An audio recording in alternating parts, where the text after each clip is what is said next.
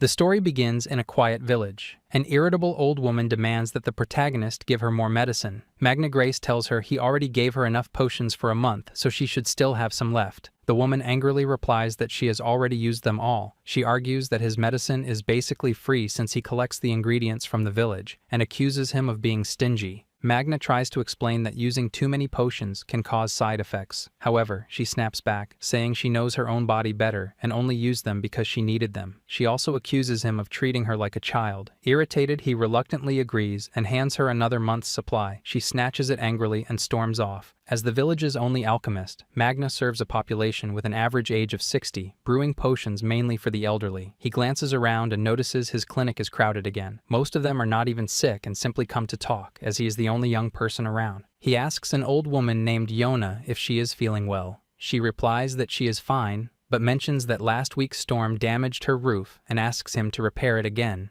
He tries to refuse, explaining that he has appointments, but she ignores him. Magna constantly gets burdened with every odd job simply because he is young. He checks on another patient and remarks that the man's fracture has healed, advising him to stop taking potions. However, the old man refuses to comply. Magna insists that natural healing should be enough, but still gives him a week's worth of potions. The old man then assigns him another task. Magna explains that he has already promised to fix Yona's roof that day, but the man refuses to listen. When Magna attempts to make an excuse, the old man becomes angry and scolds him, leaving him no choice but to accept.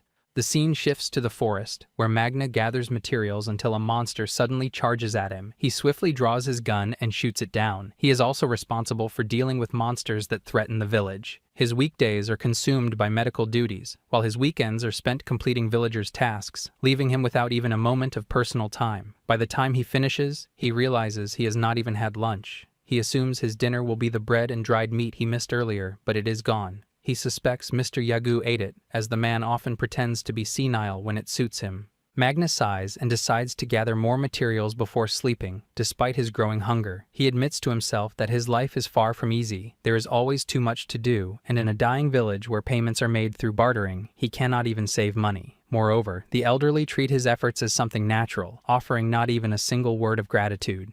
At that moment, the village chief arrives and asks if he has finished for the day. He asks if she is feeling unwell, but she replies that she simply came to bring him bread, knowing he must be busy. He hesitates and asks if she is sure. She reassures him, adding that what he does for them is invaluable and that this is her way of repaying him. He thanks her sincerely, admitting he was starving. There are many things to dislike about this village, yet he is the only one capable of making medicine.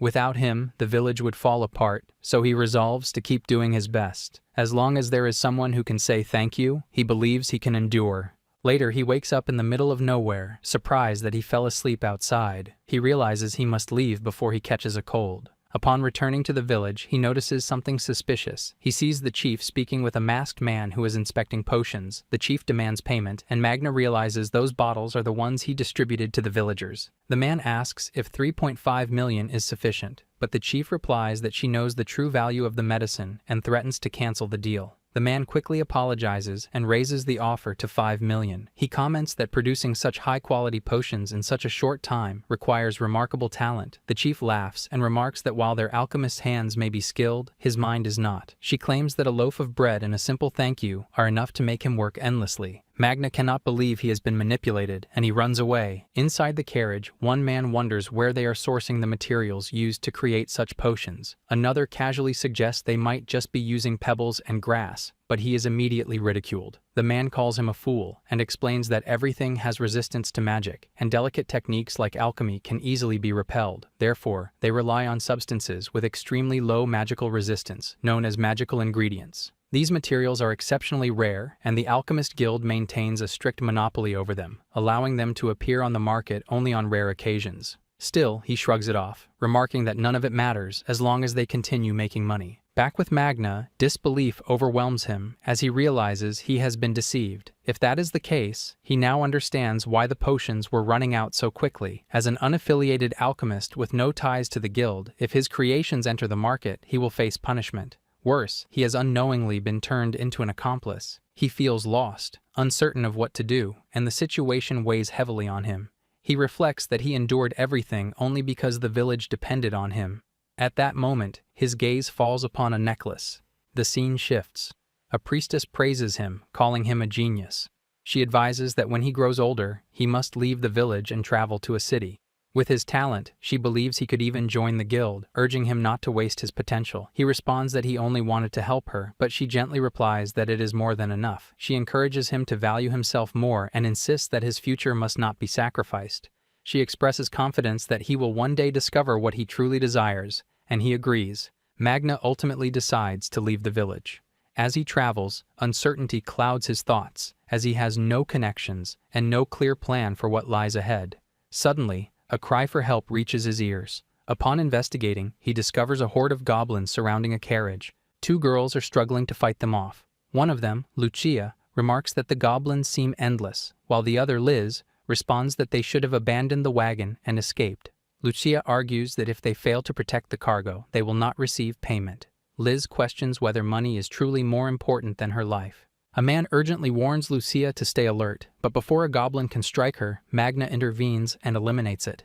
He arrives just in time. Liz demands to know who he is, but he quickly responds that introductions can wait. Drawing another pistol, he begins firing rapidly. Liz exclaims that it should be impossible to reload so quickly, and both girls stare in disbelief as he continues shooting without pause. He is using alchemy in real time. With each shot, he extracts materials for bullets from the ground and derives gunpowder from nitrogen in the air. Through alchemy, he forms bullets and powder instantly, loading them into the gun without delay.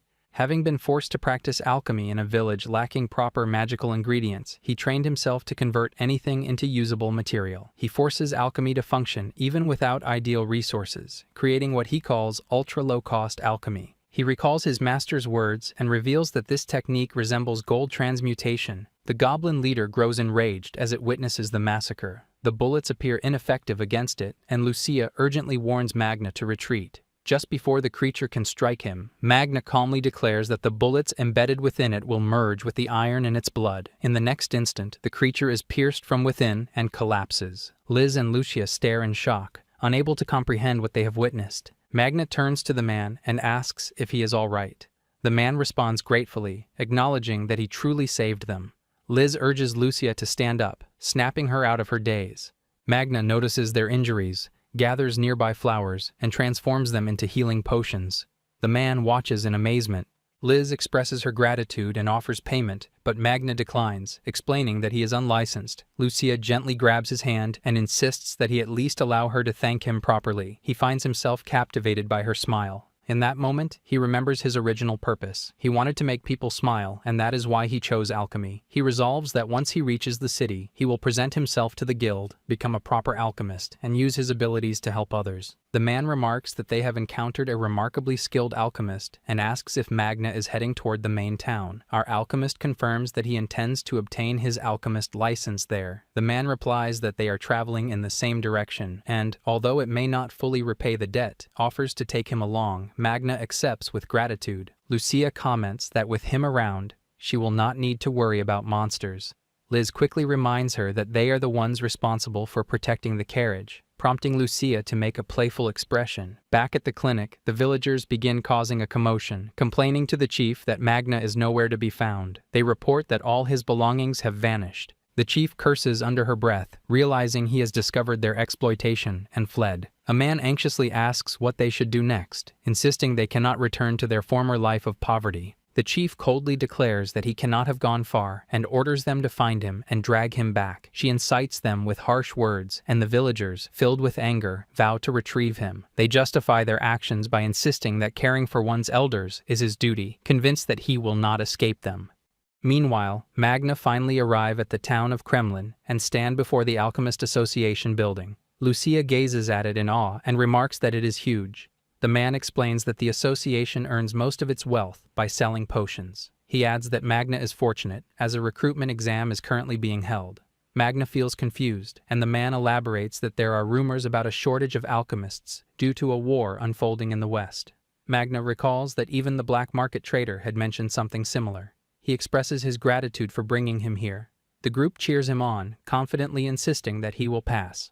Manga bids them farewell as they depart, reflecting that they were genuinely kind people and that his journey is beginning on a positive note. He approaches the reception window and explains that he is here for the exam. The receptionist hands him a form and instructs him to fill it out. Magna steels himself, determined to cut ties with the village and build a name for himself. He quickly locates his assigned station and is astonished by how advanced it is. With equipment like this, he realizes he can create potions with far greater precision. Despite that, nervousness begins to creep in. The examiner arrives and instructs everyone to open the wooden box placed before them and read their task. Magna discovers a heal leaf inside and is immediately amazed by its quality, as he has never encountered such a high-grade material before. However, the participant next to him dismisses it as garbage, causing those nearby to grow irritated. Magna feels confused by their reaction. The examiner clarifies that under normal circumstances, such materials would be discarded as substandard. However, due to the recent surge in demand for healing potions, production has struggled to keep up. As a result, they have made an exception and now require participants to create a healing potion using these substandard materials. She explains that they may utilize the alchemy stations, their personal equipment, and anything available within the exam hall. The participants grow uneasy as they have never been trained to refine such low-quality materials. She calmly reminds them that if the task feels overwhelming, they are free to leave. The man beside Magna mutters in confusion, unable to comprehend how a potion can be made from such ingredients. One by one, participants begin to withdraw. Magna watches in disbelief as they complain about the materials and walk away. He notes that the leaf is slightly damaged, but compared to the weeds he has been using to craft potions, it is far superior. On top of that, he now has access to an extraordinary alchemy station. He begins thinking about what kind of potion to create and soon realizes that he could produce a complete potion with ease. He considers other possibilities as well, but ultimately decides to give it everything he has. At that moment, a manager arrives and asks about the situation. The examiner sharply reprimands her for allowing someone without formal education to participate. She calmly questions whether that is truly an issue, since the recruitment notice clearly stated that no education was required. The examiner angrily tries to justify himself, while she offers a brief apology and asks where the individual in question is. He points toward Magna. Magna notices them and calmly remarks that their timing is perfect, as he has just completed his potion and wishes to submit it. He presents his work and reveals that he has created an elixir. The examiner is visibly stunned. Magna explains cheerfully that he originally planned to make a simple potion, but with such advanced equipment available, he decided to attempt an elixir instead. Klaus steps forward and examines the result carefully. After inspecting it, he confirms that it is indeed a genuine elixir. However, his expression darkens. Without warning, he throws it aside and demands to know if Magna is mocking them. He insists that it is impossible to create an elixir from such basic ingredients and accuses Magna of bringing it from outside. He immediately orders the guards to remove him. Magna desperately tries to explain and insists that he can recreate it if they doubt him. Klaus refuses to listen and declares that under normal circumstances he would hand him over to the royal guards. Instead, he claims the real disgrace is allowing someone like Magna to enter the facility at all, and warns him never to return. Magna stands there in shock. Despite using the exact materials provided, not a single person believes him. He wonders if he failed because he did not follow the instructions. Then he realizes the truth. Creating such a potion from those ingredients is unheard of in this world. He recalls his teacher's words, who once told him that he might even be able to create gold one day. Until now, he had never truly understood what other alchemists were capable of. A thought crosses his mind. Perhaps he is far more skilled than he ever believed. However, he quickly questions that idea. What value does such talent have if he cannot function within an organization? Without recognition, his abilities feel meaningless. At that moment, Lucia and Liz arrive and ask what he is doing. Lucia inquires if he has finished the exam, while Liz confidently says that, given it is him, he must have passed. Magna calmly replies that he failed. Both of them stare at him in disbelief. Liz assumes the exam must have been difficult, but he replies that it was actually easy and tells them everything that happened. After hearing the full story, Liz calls the situation awful. Lucia wonders if this means he is now unemployed, since he came here specifically to join the organization and failed. He confirms that he did.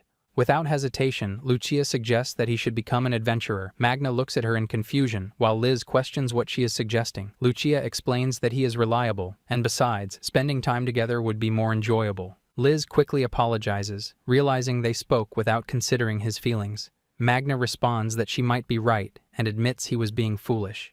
There are people who believe in his alchemy, and they have been beside him all along. He asks if he can join their team. Both of them hesitate and wonder if he is truly certain. He assures them that he is. They explain the dangers involved, but Magna replies that instead of chasing acceptance from others, being with them feels far more worthwhile. Lucia immediately hugs him in welcome. Liz tries to stop her, but then relents, realizing they now have a healer on their side. Just like that, Magna begins his new life as an adventurer. Meanwhile, Klaus remarks that out of 50 participants, only 2 managed to pass. The examiner explains that most of them could not even channel mana properly, and overcoming magical resistance alone requires considerable skill. At that moment, candidate number 31 steps forward.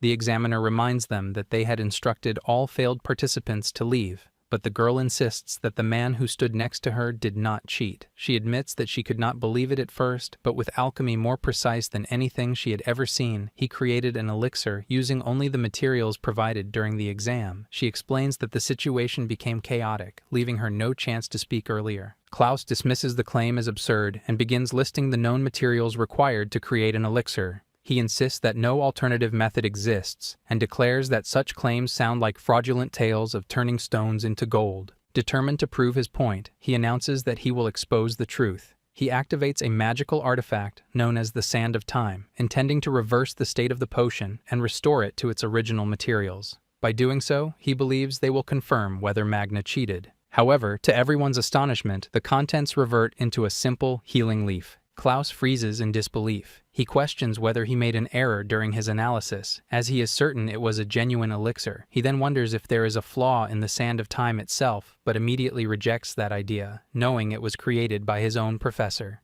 A chilling realization begins to form in his mind. He slowly collapses to the ground, overwhelmed by the implication. If everything he witnessed is true, then who exactly is Magna?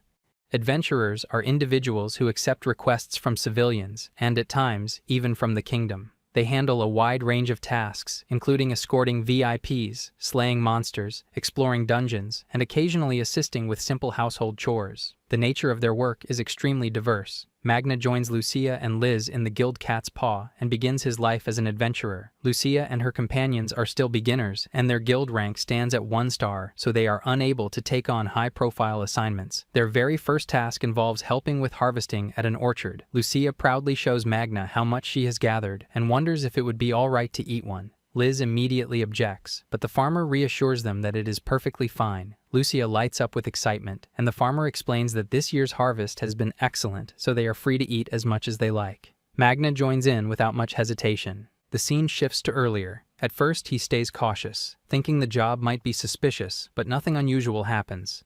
Back at the guild, the receptionist checks his documents and tells him that to create his guild card, he needs to provide a blood seal. Magna looks confused, so she explains that it is used to identify adventurers. It reads their attributes from their blood and shows them as numbers. She also informs that an adventurer's level is connected to their guild rank. When Magna asks about the ranking system, she says it is based on a guild's achievements. The more stars a guild has, the more dangerous and rewarding missions they can take on. This system exists to stop adventurers from taking on tasks that are too difficult for them. She adds that a 5-star guild is highly respected and may even be invited to royal banquets.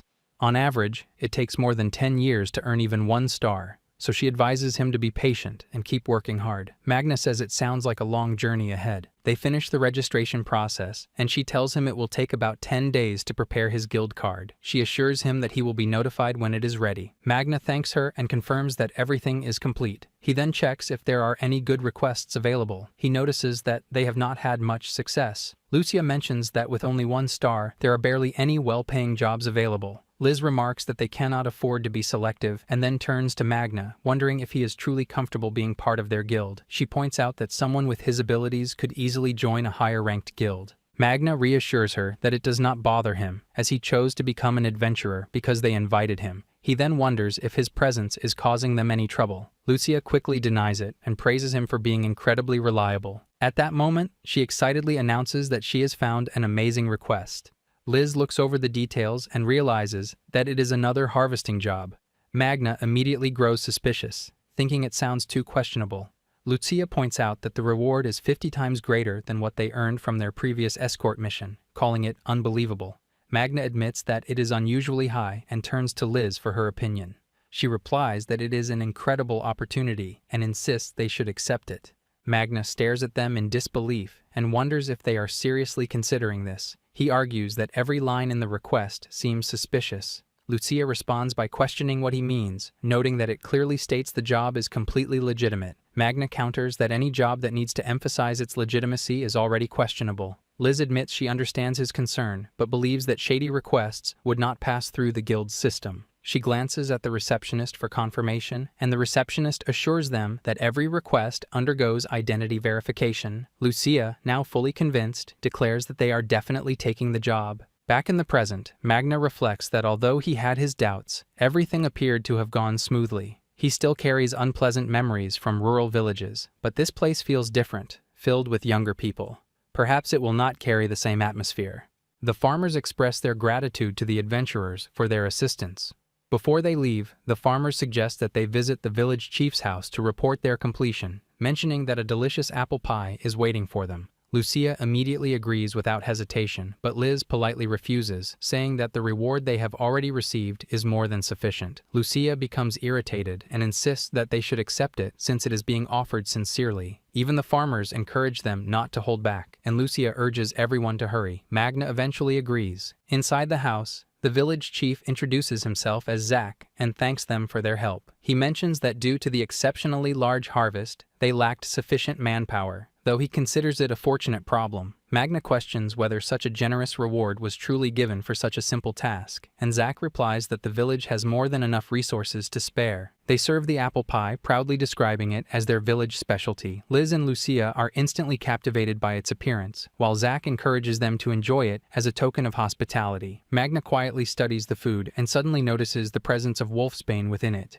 Without hesitation, he throws a hot drink at Zach, shocking both Liz and Lucia. He urgently tells them to draw their weapons and reveals that the pie is poisoned, containing enough toxin to paralyze them for an entire day. Lucia expresses disappointment that she cannot eat it, while Magna demands an explanation, questioning what kind of hospitality this is supposed to be. Zach's expression turns cold as he declares that they have no choice. He orders his men to capture the three of them. The villagers rush forward, but they are suddenly trapped by a concealed bear traps. Magna quickly constructs a barricade, blocking their advance. The chief freezes in shock as Magna calmly demands an explanation, questioning why they resorted to poisoning them. He further inquires if it is connected to the absence of children in the village. Lucia pauses, realizing the implication, while Liz remarks that ever since they arrived, they have not seen a single child. The chief exhales heavily and admits that they are correct. He declares that there is no longer any reason to hide the truth and instructs everyone to lower their weapons. He begins explaining that 1 week ago, their village was attacked by a group of magical beasts. Their numbers were overwhelming, and the village's defense force stood no chance against them. Within moments, many villagers were killed, and the children were abducted. The leader of the beasts delivered a cruel ultimatum. If they valued the lives of their children, they were to lure adventurers into the village and capture them alive. Their quota was at least 1 adventurer per week, and failure to meet it would result in the children being executed. Magna finally understands why they were targeted. The chief admits that although they claim to have been disarmed and left helpless, it was merely an excuse. Regardless of their circumstances, they still chose to deceive and trap innocent people. Magna firmly states that such actions are unforgivable. The chief lowers his head and requests that he alone bear the punishment, as he is the one who failed to protect his people and ultimately dragged them into committing such crimes.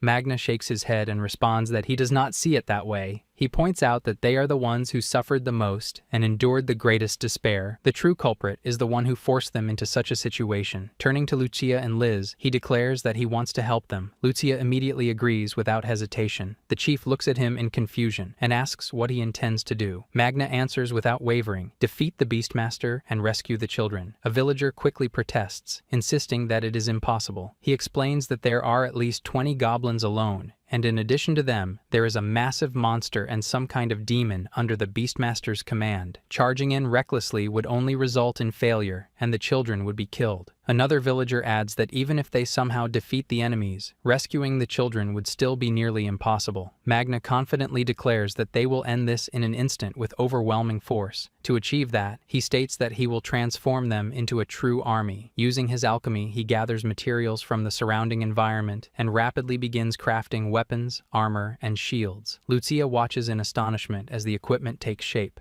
Magna explains that by utilizing the available resources, he has prepared enough gear for everyone, complete with a variety of combat roles. He then questions if they still believe victory is impossible. The chief tightens his grip and admits that Magna is right. They have suffered the most and carry the deepest anger. More than anything, they want to crush those monsters. With renewed determination, he commands the villagers to take the weapons and charge into battle. The fight erupts, and the villagers, now properly equipped, begin overwhelming the monsters. The Beastmaster watches in disbelief and questions where they obtained such gear. However, he smirks, claiming that he still holds a trump card. Magna calmly responds, asking if he is referring to the creature lying lifeless nearby. The Beastmaster's expression turns pale as he realizes his advantage is gone. Magna warns him that if he wishes to avoid unnecessary pain, he should surrender. With no options left, the Beastmaster yields. Relief spreads among the villagers as the children are finally freed. Despite a few complications along the way, the mission ultimately ends in success.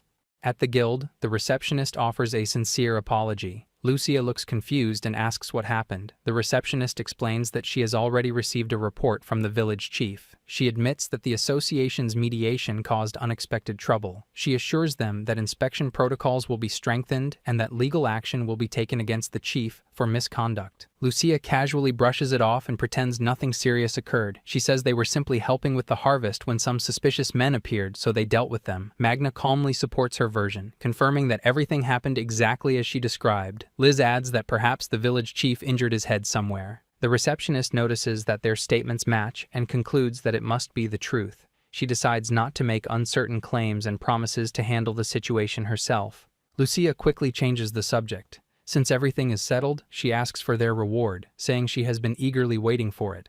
Liz looks slightly irritated, while Magna points out that money is important. Even if they split 500,000 three ways, they could live for 3 months. The receptionist asks them to wait, then presents their reward. The total is 300,000 gil. All three stare at it in stunned silence. Lucia immediately insists there must be a mistake and assumes the money belongs to someone else. The receptionist firmly assures her that there is no error. She explains that the beast user they defeated was ENE, a triple-star most wanted criminal with a bounty of 3.5 million. After adjustments and distribution, their share comes to 300,000 gil. Lucia can hardly believe the money truly belongs to them. The receptionist then adds another important detail. The 100 Demon Tamer is an extremely dangerous criminal, whose bounty is usually reserved for triple-star guilds.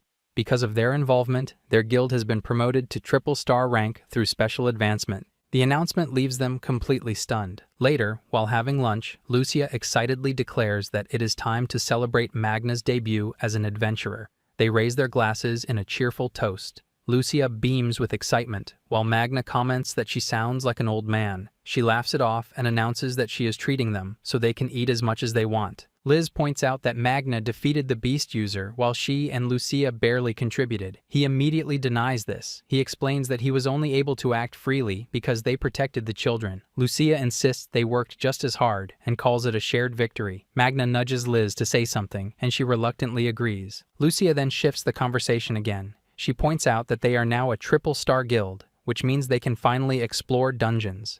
Magna asks if she truly plans to enter one, and she eagerly confirms it. She explains that dungeons stretch deep beneath the continent with no visible end. They contain vast amounts of gold and priceless treasures. If they discover one, they could become rich and live comfortably for the rest of their lives. She even mentions rumors about hidden dungeons. Liz questions where she heard such stories. Back at the guild, Lucia admires the gold coins in their possession. She says it is the first time she has ever held one, and insists they carefully count everything. The receptionist congratulates Magna on his special advancement. She praises his ability to turn an ordinary village into a capable fighting force using only available materials. She says his alchemy operates on an entirely different level and even resembles magic. Magna modestly replies that he simply learned to conserve resources because he grew up poor. The receptionist hesitates before adding that, although the promotion was largely due to his individual efforts, the other two members are still officially considered one-star. She mentions that triple-star missions carry much higher risks. For Lucia and Liz, such challenges are at least 10 years too early. She advises him to ensure their safety. Later, during dinner, Magna suggests that they continue taking one-star requests for now and focus on improving their teamwork. Liz agrees and admits that, in their current state, they would only become a liability. Lucia, however, remains completely confident. Liz questions where that confidence comes from. Lucia reveals her plan to use their earnings to purchase a secret manual. She explains that it is a magical item that can teach advanced techniques simply by reading it, without any training. Although it is expensive, she believes it is a worthwhile investment. Once they grow stronger, they will be able to take on many triple-star missions and earn far more. Magna admits the idea makes sense. Liz also agrees that it is surprisingly well thought out. This annoys Lucia, and she questions what Liz meant by that. Lucia then insists they go to the adventurer market immediately after finishing their meal. Meanwhile, from the shadows, someone watches them quietly. It is the village chief, who has finally tracked Magna down. She scoffs, and remarks that he is showing off money as if he is important. The villagers with her ask if they should capture him right away. She refuses and explains that forcing him now would not make him cooperate. When they ask about the plan, she calmly replies that they will create a situation where he has no choice but to listen. She adds that it will be easy, especially since he is traveling with two naive-looking companions.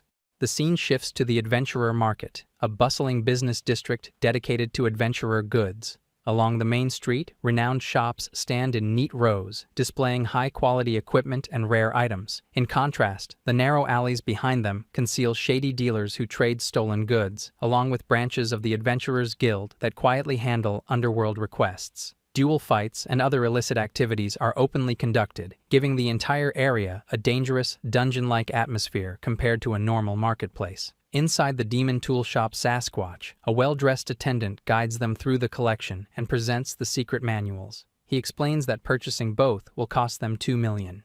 Lucia stares in disbelief, unable to process that they are actually about to spend such an enormous amount. Liz calmly reassures her, insisting that they have come this far and that it is a necessary investment. After a brief hesitation, Lucia gathers her courage and places the money on the counter. The shop owner informs them that he will escort them to a reading room, where it will take about an hour for the skills to be inscribed into them. He then turns to Magna and inquires whether he wishes to wait inside the shop. Magna considers it for a moment before deciding to explore the market instead, then steps outside. As he walks through the streets, he is fascinated by the variety of tools, weapons, and potions on display. He never had the chance to visit such a place before, as his life was always consumed by work. Curious, he begins checking the prices of the potions. His eyes widen in shock when he sees that a simple recovery potion costs 1,000 gold, while some even reach 10,000. A nearby shopkeeper notices his reaction and casually remarks that this serves as a learning experience. He apologizes lightly and admits that the prices are indeed high. He explains that magic potions are essential for rookie adventurers, yet they remain expensive, largely due to the ongoing war. Magna responds that it sounds more like an excuse to inflate prices. The shopkeeper shrugs and reveals that the Alchemist Association has monopolized both the production and sale of magic potions under the justification of quality control. Since then, profits have only increased. Magna silently observes a bottle in his hand, analyzing its contents. The quality is undeniably good, yet the price is excessively high. If such items can truly be sold at such outrageous rates, then something feels wrong. He once admired the association as a gathering place for exceptional alchemists, but now he feels a sense of disappointment. Back at the shop, the attendant expresses his gratitude for their purchase. Lucia nervously laughs, admitting that this is the largest transaction she has ever made, and her hands are still shaking. She eagerly declares that she wants to head straight into a dungeon and test her newly acquired skills. No matter what kind of monster appears, she feels confident that she can defeat it. Liz immediately warns her that overconfidence often leads to injury. Lucia brushes it off, confidently stating that everything will be fine since Magna is with them. Suddenly, Liz grows serious and questions whether it is truly okay for things to continue like this. She points out that their parents are not supporting them, yet they received the same share of money as Magna. Lucia groans, clearly tired of hearing this argument again, while Magna reassures them that it is not a problem. Liz, however, insists that they are merely relying on him and wonders if such a relationship can truly be called companionship. Lucia's expression hardens as she challenges Liz, asking what she expects them to do. Does she want to leave because they are not worthy of standing beside him? She argues that if they return to taking low-paying jobs, they will barely earn a few thousand gold. She adds that they would not even be able to afford magic potions, and if they get injured, they would simply die.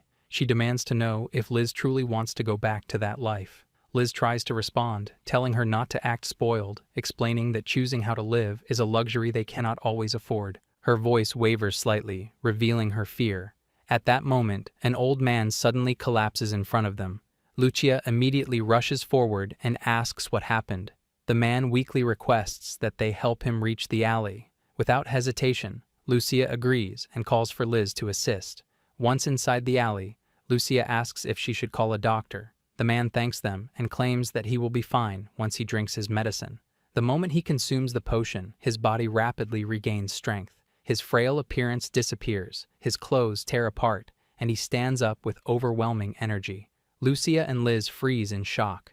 Before they can react, multiple figures emerge from the shadows. They are swiftly overwhelmed and beaten, losing consciousness within moments. Meanwhile, Magna completes his own errand, satisfied with his purchase, especially a fire dragon's claw. With it, he believes he can enhance the effectiveness of his strength potions, even when using simple weeds. Although it costs him 300,000, he considers it a worthwhile investment for his companions. At that moment, he hears a familiar voice behind him. It is the village chief. She approaches him with a concerned expression, claiming she was worried when he suddenly disappeared and suggesting that they should return together. He immediately refuses, stating that he is fully aware of her intentions. She softens her tone, urging him not to be hostile and admitting that she was wrong. She claims she is not seeking forgiveness without offering something in return. As compensation, she proposes introducing him to 2 potential brides. Magna stares at her in confusion, questioning what she is implying. She casually explains that they are slightly young, but charming and kind sisters. In that instant, Magna realizes her true intentions. The chief notices his reaction and smirks, suggesting that he is finally interested. She then proposes that they move to a different location to discuss the matter further. In the middle of nowhere, Magna arrives at a grim scene. He sees Lucia and Liz restrained and clearly beaten, their condition far from stable. The village chief stands nearby and casually remarks that the brides seem quite fond of them, adding that it may be time for him to head back to the village. Magna stares at her and remarks that she truly is something else.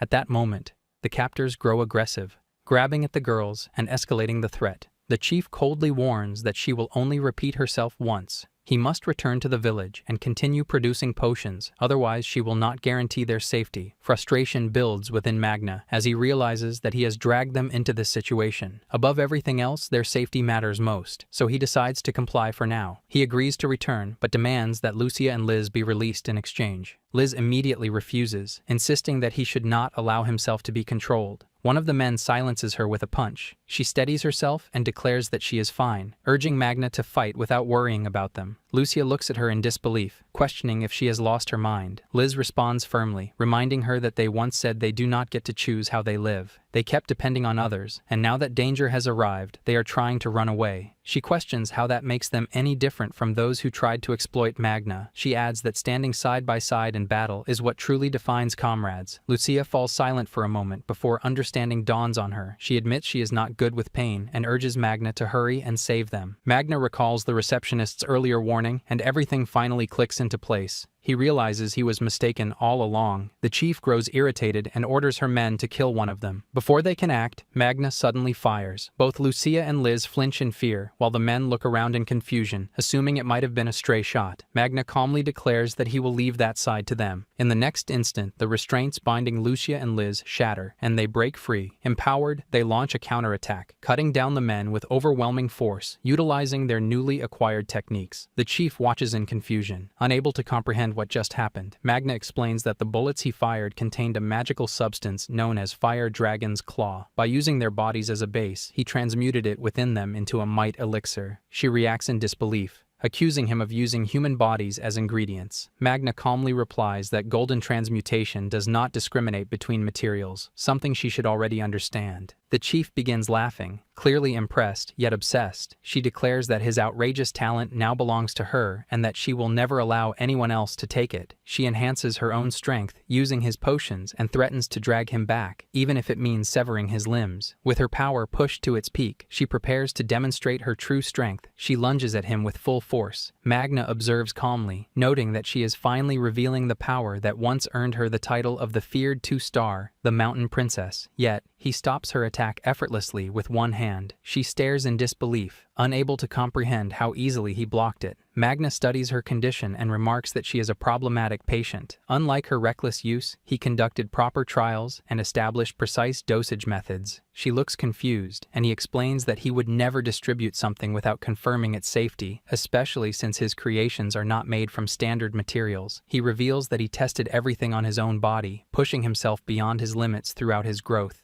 With a swift motion, he shatters her sword. He then reveals that a side effect of his experiments is that his physical abilities never returned to normal and instead remained permanently enhanced.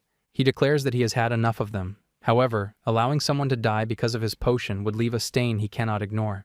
Instead, he decides to administer an emergency treatment. The method is brutal. He strikes her in the stomach with immense force, causing her to expel the potion. He calmly states that she might survive. He then turns his gaze toward the remaining men and casually asks who is next. They immediately back down, refusing to fight further. Magna reflects on what he has learned since leaving the village. The people he admires are those like Lucia and Liz, who willingly risk themselves for others. The ones he despises are those who twist that kindness for selfish gain. That is why he is no longer asking. He charges forward and overwhelms them completely, striking them down one by one until none remain standing. After everything settles, he apologizes, stating that his past has caused them trouble. Liz immediately responds that he has nothing to apologize for. Lucia adds that being shot out of nowhere was definitely shocking.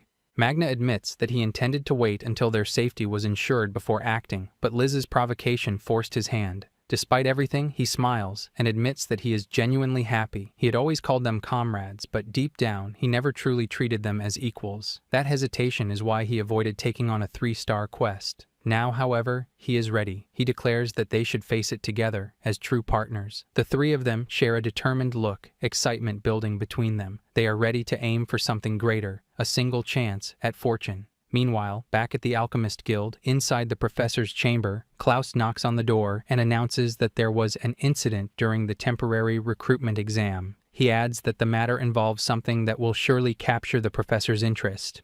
Inside the office, the professor studies the elixir with a noticeably subdued expression. Klaus, visibly unsettled, states that he cannot comprehend what is happening. To his surprise, the professor calmly replies that it is not impossible. Klaus is taken aback. The professor elaborates that if every component is extracted without loss from the heal leaf used during the exam, then producing an elixir is theoretically achievable. Klaus reacts in shock, pointing out that most materials possess magical resistance, and even standard magical ingredients typically lose around 70% of their properties due to that resistance. On top of that, the exam used substandard materials. He continues in disbelief, stating that if someone could fully extract every component from such materials, then even pebbles and weeds could theoretically be used to brew healing potions. The ability to rearrange physical matter freely, without limitation, would no longer be alchemy.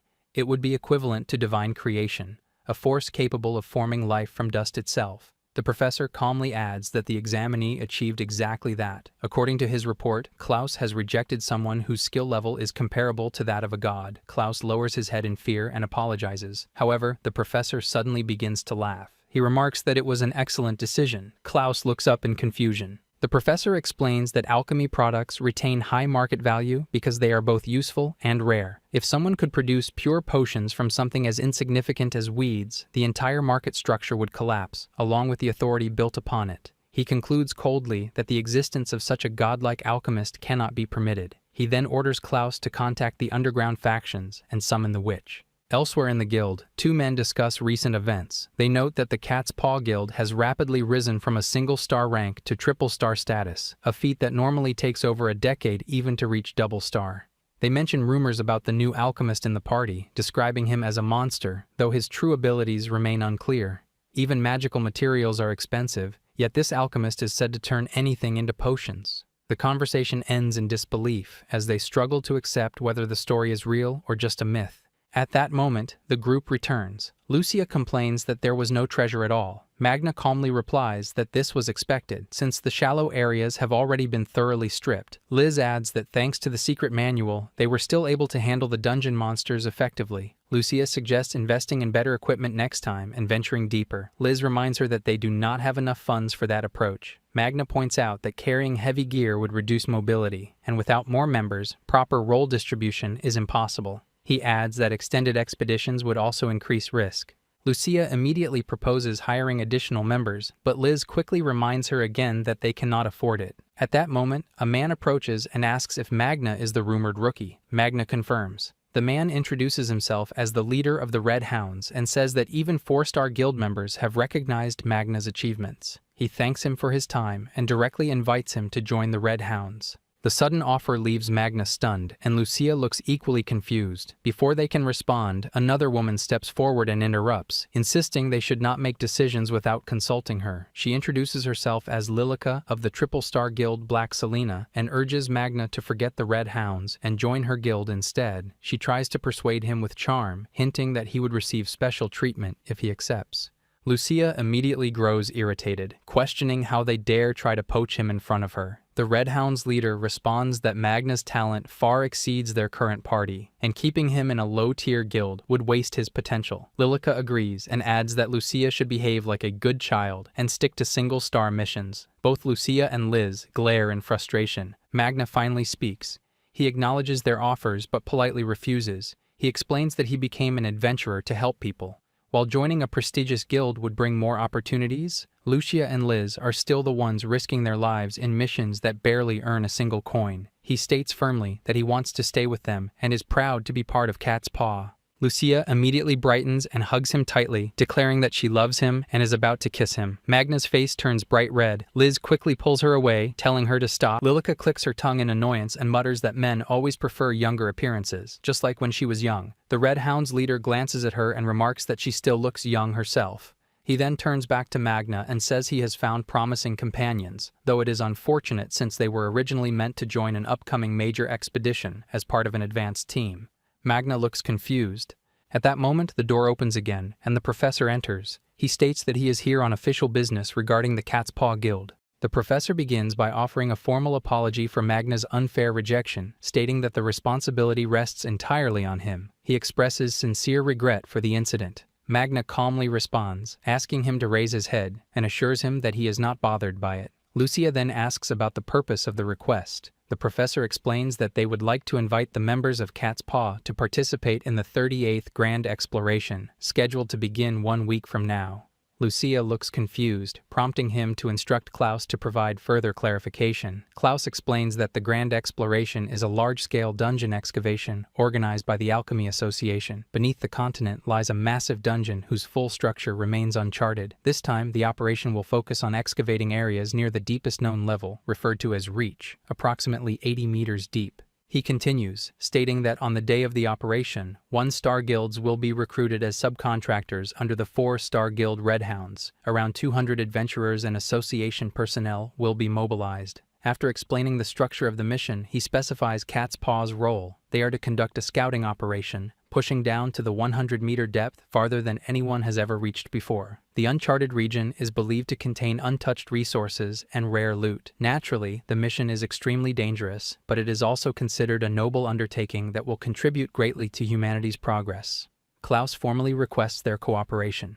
Lucia listens in confusion, processing the information. The professor sighs and admits that Klaus tends to be overly long-winded and unclear.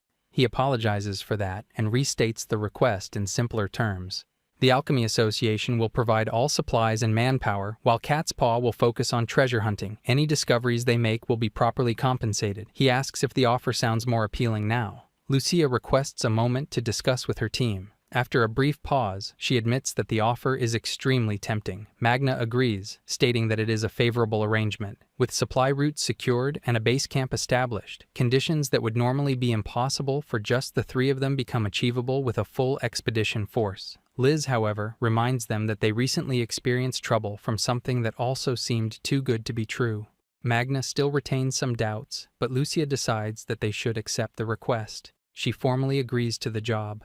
The professor smirks and immediately suggests signing the contract without delay. The Red Hound's leader then announces that he and Lilica will also be part of the advanced team and expresses satisfaction at having their support. He looks forward to working alongside them. A week later, the expedition begins. Including Cat's Paw, more than 200 participants descend into the dungeon.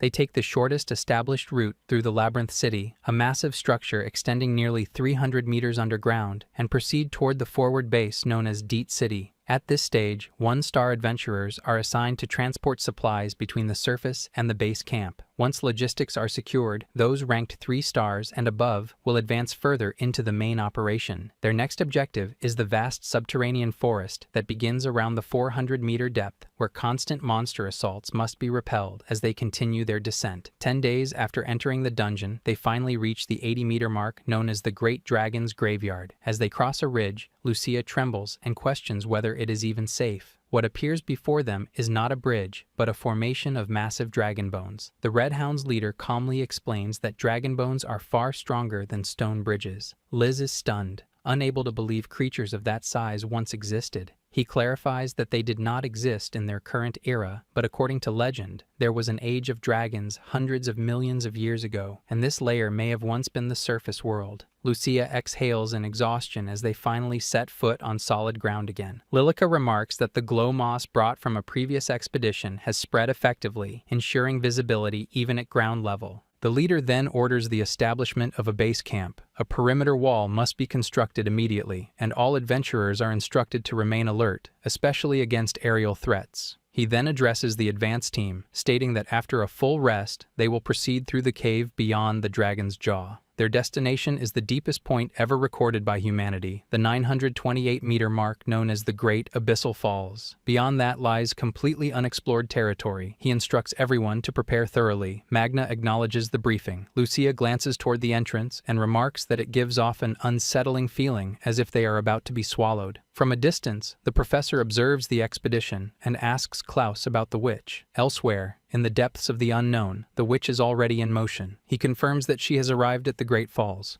Deep within the dungeon, the group comes across a pack of armor lizards, beasts whose scales are harder than steel. Everyone immediately prepares for combat. Percival activates his ability, Power Charge, and charges straight through their ranks. Lilica follows up with her technique, Calamity Edge, as the battle breaks out. Magna fires several shots, but they barely leave a mark, forcing him to move in close and strike them head-on. Percival and Lilica glance at him in surprise, clearly impressed by his physical strength.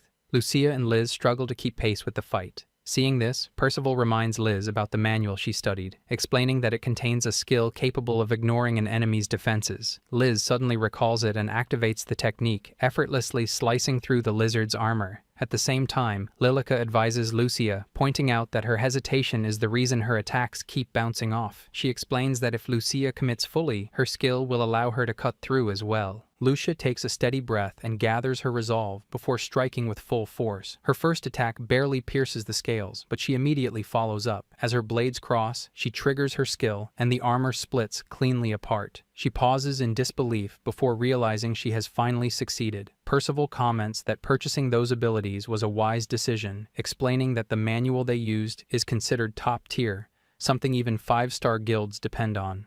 Lilica agrees, but notes that its only drawback is the outrageous cost. She then apologizes to Lucia and Liz, admitting she misjudged them earlier and treated them like dead weight. She acknowledges that they came prepared and have proven themselves to be reliable adventurers, adding that she is counting on them from now on. Magna smiles faintly, thinking that their early investment has already started to pay off. The group pushes deeper into the dungeon, eventually reaching a depth of 900 meters. Before them lies the Great Abyssal Falls, where underground streams merge into a massive waterfall. The view is both overwhelming and breathtaking. While the others admire it, Magna quietly senses that something is off. Back at the Kremlin Assembly Hall, the receptionist listens carefully and confirms they will wait for the next scheduled report. Another staff member arrives and mentions that everything appears to be progressing smoothly. She responds that it needs to stay that way, or they could face serious consequences.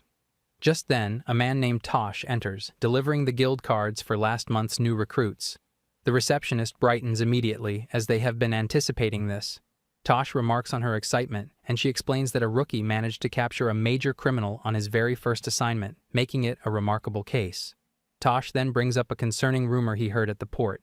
The ship he traveled on connects to the guild headquarters in Milverna, and the vessel that departed before his was attacked by a kraken. The receptionist is startled and asks if he is referring to the 4-star threat-level giant magical beast. Tosh confirms it and explains that even the crew could not understand how they survived. Despite the attack, the ship still reached port safely. According to those on board, a tall witch incinerated the kraken with overwhelming fire magic. The receptionist struggles to process what she hears. Back inside the dungeon, Lucia remains mesmerized by the Abyssal Falls, while Magna's focus sharpens as he detects something unusual. Returning to Tosh's account, he mentions that only 7 individuals in the world are classified as 5-star wanted criminals. Among them is the infamous Crimson Calamity, and there is a chance she could be nearby. Back in the dungeon, Magna hesitates for a brief moment, unfamiliar with such intense killing intent. That single moment is enough. Percival reacts instantly, activating his defensive skill, Ace Guard, and forming a powerful shield to block the incoming strike. However, even that defense is pierced by a scorching force. In the very next instant, the witch appears before them. Lilica moves at the same time, displaying perfect timing, Percival's sacrifice creates a brief opening, allowing her to strike. Using her skill, Godspeed, she slashes toward the witch's neck, but her blade cuts through nothing but air. The difference in power becomes painfully clear. In a fight between elites, such a gap is deadly. Lilica is taken down almost immediately. Everything happens within 3 seconds of encountering the witch. The group stands frozen in shock and fear as she finally reveals herself. Melt, the Crimson Calamity, lets out a soft, amused laugh as she looks down on them. She lets out a quiet, amused laugh. Manga grits his teeth, blaming himself for the misstep. That single moment of hesitation has cost them dearly, leaving Percival and Lilica critically wounded. He steadies his breath and forces his mind to settle. Without delay, he opens fire on the witch, yet every bullet phases through her as if she does not exist. She tilts her head slightly and asks if he is Manga. Lucia looks confused, unable to understand how the witch knows his name. Manga himself is just as puzzled. The witch responds that it is fortunate, as it would have been troublesome if she had targeted the wrong person. She explains that her master warned her about him, calling him a dangerous existence. Manga frowns, unable to grasp her meaning. She continues, stating that his alchemy causes disruption to many people, and for that reason, she intends to eliminate him. She adds that she wishes to become someone others can depend on, because if she fails to fulfill her role, then she believes she has no reason to exist. As she begins to channel divine magic, Manga questions her words, but quickly dismisses them. He throws healing potions toward Lucia and Liz, instructing them to tend to the injured while he keeps her occupied. He resumes firing while weaving through her attacks with precision. Using alchemy, he raises spikes from the ground, yet they pass through her without leaving a trace. His attacks remain ineffective. He continues to evade, carefully studying her movements.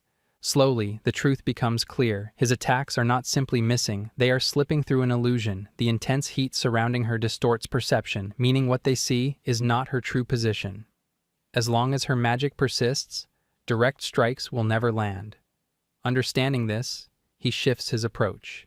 He reduces his attacks and focuses entirely on survival. Maintaining such a powerful spell must drain an enormous amount of mana. Through his analysis, he can see her reserves steadily dropping. If he can hold on for just a few more minutes, he might be able to counter once her magic weakens. At that moment, she laughs, asking if that is what he is thinking. Suddenly, Manga drops to one knee as an overwhelming pressure crushes down on him. She calmly explains that her flames do not only consume mana, they also drain the surrounding oxygen. Manga immediately realizes the danger. The fire itself is suffocating the area. She unleashes her attack, Eschatology. Liz calls out to him in alarm. Manga instantly constructs a barrier using his alchemy. The attack collides with it, and he realizes at once that a simple wall will not be enough. The heat alone will burn him alive. He forces himself to rethink the design. Taking inspiration from a bird's nest, he reshapes the structure into a honeycomb pattern, forming layers that can insulate and disperse the heat. The witch laughs wildly, mocking his attempt, and casts another spell without pause. Manga is stunned, unable to believe she can unleash such powerful magic repeatedly. She activates her ability once more, and this time, the sheer intensity of the flames overwhelms everything. The structure gives way. Manga is swallowed by the inferno and completely disintegrates under the devastating force. The witch exhales heavily and drops to her knees, whispering that she has proven her worth to her master. Lucia and Liz stand frozen in shock, unable to comprehend what just unfolded. Melt continues laughing, her voice echoing across the cavern. In the very next moment, a bullet rips through her abdomen, sending her crashing to the ground. As the smoke slowly fades, Manga stands there, completely unharmed. Lucia and Liz brighten with relief, while Melt stares at him in shock, unable to understand how he survived. Manga calmly explains that alchemy does not create something out of nothing. It is a technique that alters the structure of existing matter. In other words, the materials for his barrier were drawn from beneath the ground. The real purpose of his golden transmutation was never to block her flames, but to carve out space and evade the attack altogether. Melt clicks her tongue in irritation, realizing she let her guard slip at the worst possible moment. Lucia and Liz rush toward Manga, relieved to see him safe. Percival comments that thanks to him, he managed to survive, while Lilica, now fully recovered, admits that she is completely exhausted. Percival continues, explaining that Melt possesses the ability to cast a divine class spell on her own, something that would normally require a group of 10 people. He reveals that she is the Crimson Calamity, one of the 7 individuals in the world with a quadruple star bounty and a 5-star wanted criminal. The fact that Magna managed to bring her down leaves him astonished. Magna shakes his head, replying that it was only possible because they created an opening by holding off her initial attacks. Lilica then questions why Melt specifically targeted him. Liz recalls that Melt mentioned she was acting under her teacher's orders. Lucia turns to Magna and asks if he knows anyone who might hold a grudge against him. Magna admits that there are indeed people who resent him, but he cannot imagine any of them having connections to someone as powerful as Melt. He quietly wonders who could be behind all of this. At that moment, a figure appears. The professor steps forward and coldly asks Melt if she failed.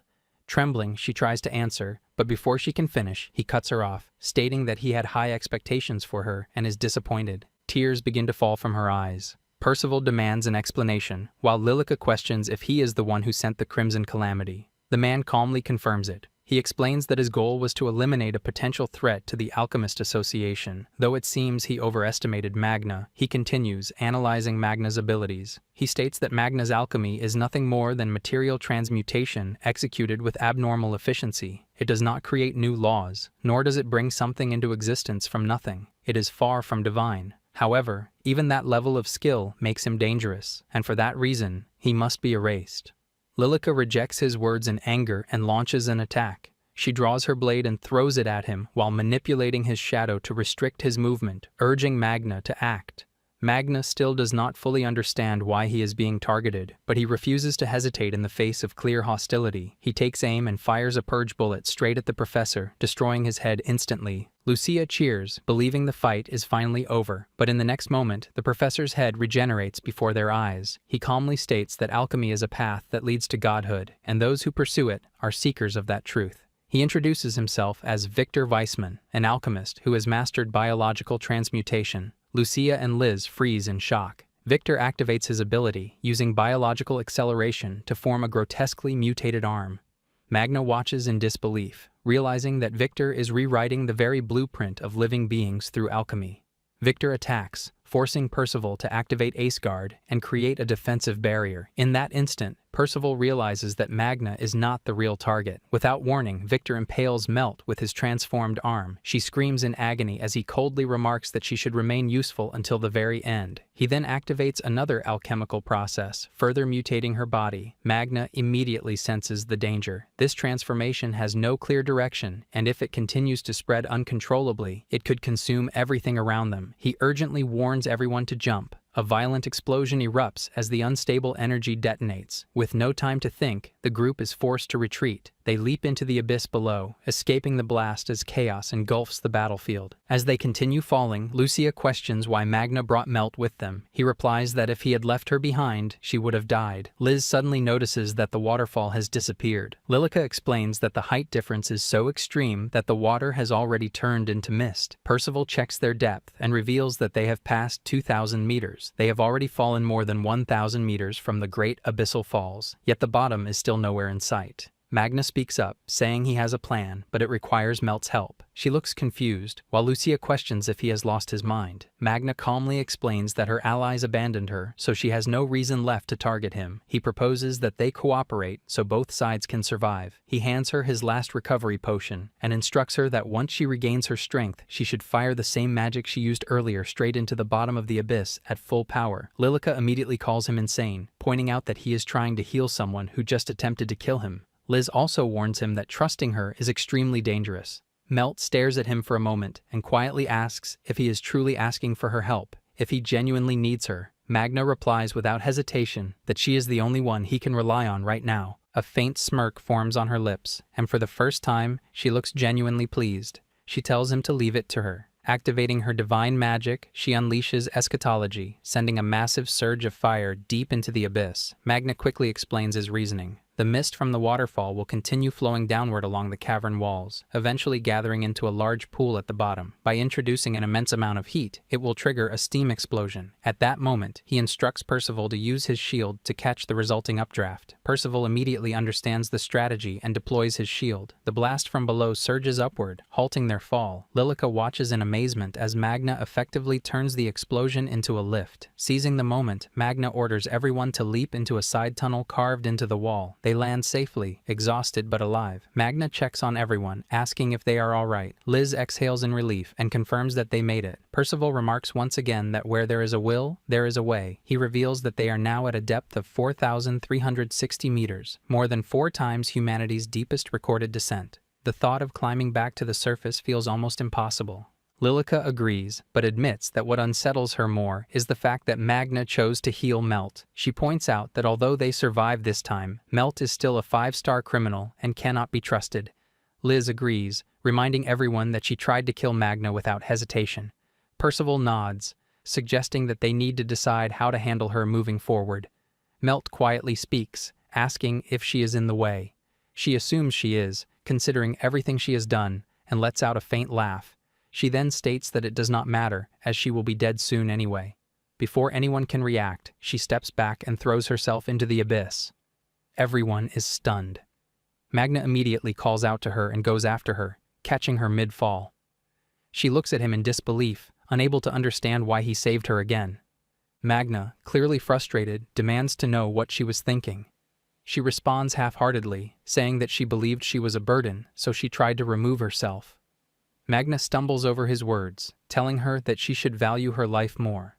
Melt blushes slightly, surprised that he is genuinely worried about her. Magna then explains his reasoning to the group. He understands why they are cautious around her, but they are now in an uncharted depth where no one knows what dangers may exist. The more capable fighters they have, the higher their chances of survival. Percival agrees with his logic, while Lilica hesitates before reluctantly accepting it. Magna continues, explaining that at this depth, there is no guarantee that a path even leads back to the surface. They might have to carve their own route through solid bedrock. Lucia supports the idea, suggesting that they work together, as long as Melt promises not to betray them again. Lilica sighs in annoyance, but ultimately agrees. Melt looks at Magna and he asks what is wrong. With a playful tone, she asks him to call her Melt and thanks him for trusting her. He agrees. She then casually remarks that if she ever becomes a burden, he can simply tell her to die at any time. Magna stares at her, stunned, and reminds her that such words should not be spoken so lightly. Percival shifts the conversation, stating that now that they have a plan, they should take a break, eat, and replenish their night vision potions. Lilica agrees, but points out that the current spot is far too cramped, and they should search for a better place. Magna notices something unusual in the distance. There are artificial structures embedded within the cavern walls. Lucia's eyes light up with excitement as she suggests that it might be an undiscovered set of ancient ruins, and she eagerly proposes that they investigate further. Meanwhile, Klaus observes that the entire rock platform was completely obliterated, remarking that such destruction is exactly what one would expect from the magic of the so-called Crimson Calamity. He adds that if Magna truly died from that attack, then the authority of the Alchemist Association will remain intact. Victor responds calmly, explaining that even if Magna managed to jump at the last second, the Great Falls alone spans at least 3,000 meters in depth, making survival virtually impossible.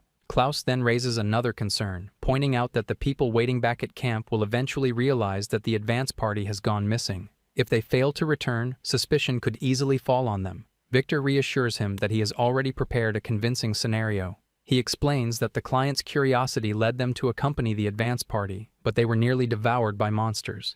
In the end, the advance party fought bravely to protect them and lost their lives in the process.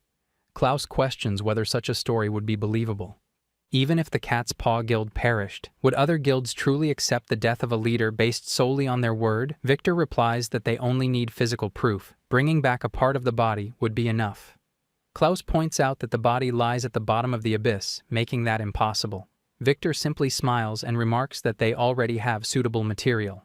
Without warning, he stabs Klaus and begins altering his body through biological transmutation. Flesh twists and reshapes as Victor transforms him into an imitation of Percival. Once the transformation is complete, Victor coldly severs his head and states that at this point, no one will be able to tell the difference. Back at the assembly hall, panic begins to spread. There has been no report from the advance party, and the client has also disappeared. Tosh notices the tension and asks the receptionist what is wrong. She apologizes before suddenly asking him what level an adventurer from a 5-star guild would typically be. Tosh answers that if they are a leader, they should be around level 70. He then questions why she would ask something like that in the middle of a crisis. Meanwhile, Magna and his group continue deeper into the dungeon until they reach a dead end. Lilica observes that a cave-in is blocking their path, although there appears to be a large open space on the other side. She suggests that Melt use her magic to break through. Melt hesitates and apologizes, explaining that she has completely run out of mana. Lilica sighs in frustration, criticizing her inefficiency. Melt lowers her head and quietly asks if she should simply die for being a burden. Magna immediately stops her. Using his golden transmutation, he quickly creates high-grade magic recovery potions. He hands them to her and instructs her to drink 3, assuring her that her mana should recover. He also gives her additional potions to keep for later use. Melt follows his instructions, and her energy rapidly returns. With renewed strength, she casts her magic and blasts open the path. Magna praises her effort, while Lucia excitedly points out that there is indeed a cavern beyond the rubble and urges the group to move forward. Percival, still observing, admits that he is not deeply familiar with alchemy, but he knows that magic recovery items usually require a rare and expensive material called ether ore. He notes that Magna just created something equivalent without using any such resource. If that is the case, his guild should compensate him for it.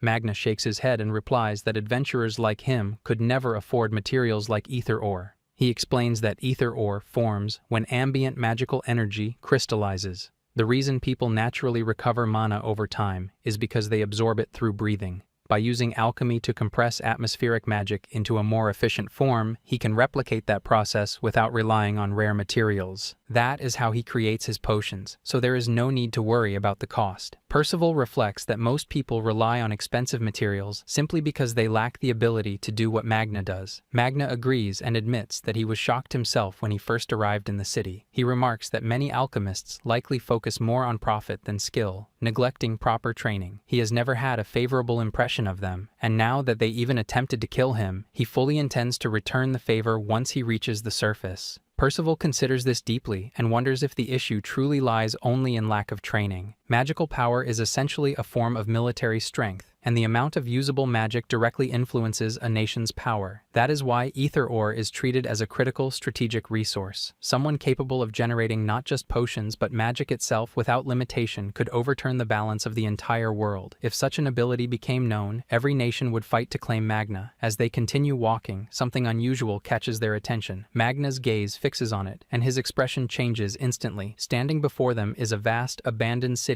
hidden deep within the abyss. Here I am, know it's been